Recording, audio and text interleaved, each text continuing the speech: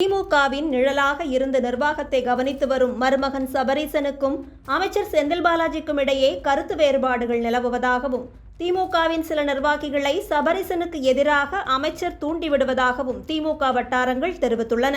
இந்த நிலையில் செந்தில் பாலாஜிக்கு சரியாக ஆப்பு வைப்பதற்கு தருணம் பார்த்து கொண்டிருக்கும் சபரீசன் டாஸ்மாக் கணக்கை கையில் எடுத்திருப்பதாக சில செய்திகள் வெளியாகியுள்ளன.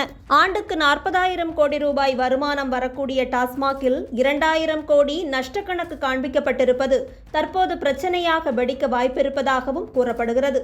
இது மட்டுமல்லாமல் டெண்டரில் குளறுபடி, மதுபாட்டில்கள் மீது ஒட்டப்பட்டிருக்கும் ஸ்டிக்கரில் கோளாறு என முறைகேடுகளின் கூடாரமாக டாஸ்மாக் திகழ்வதை மருமகன் தரப்பு தலைமைக்கு கொண்டு சென்றிருக்கிறது.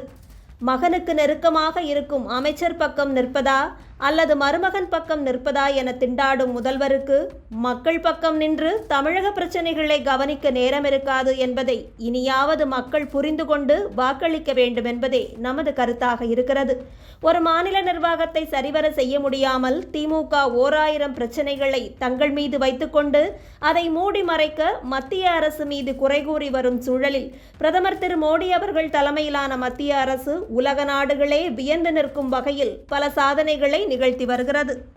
பொருளாதார வளர்ச்சியில் அதிரடி முன்னேற்றத்தை கண்டு வரும் இந்தியா நாட்டை பாதுகாக்கும் விதமாக அதிநவீன போராயுதங்களை வாங்கி அண்டை நாடுகளின் அச்சுறுத்தலை அடக்கி வைத்திருக்கிறது.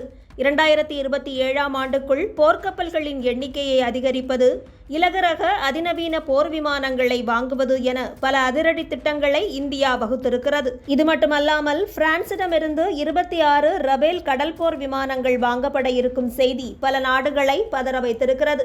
மிக உயரமான சியாச்சின் பனிப்பிரதேசத்தில் 5G மொபைல் டவரை இந்திய ராணுவம் நிறுவ இருக்கிறது.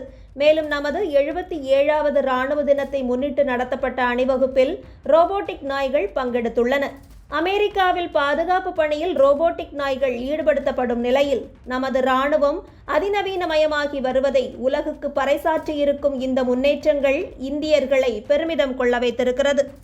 இந்த சூழலில் அதானிக்கு எதிராக அறிக்கை வெளியிட்ட ஹிண்டன்பர்க் நிறுவனம் மொத்தமாக மூடப்பட்டு விட்டது இந்தியாவில் இந்தி கூட்டணி கட்சிகளை பெரும் அதிர்ச்சிக்குள்ளாக்கி இருக்கிறது.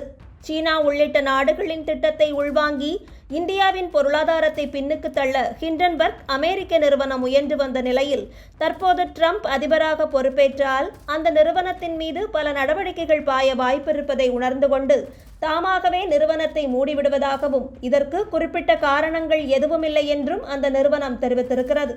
இதுபோன்றே பொய் அறிக்கைகளை வைத்துக்கொண்டு கூச்சல் போட்டு பாராளுமன்ற கூட்டத்தொடரை முடக்கி வந்த திமுக, காங்கிரஸ் உள்ளிட்ட கட்சிகளின் அடுத்த யோசனை எதுவாக இருக்கும் என்பது அரசியல் வட்டாரத்தில் எதிர்பார்ப்பாக இருக்கிறது.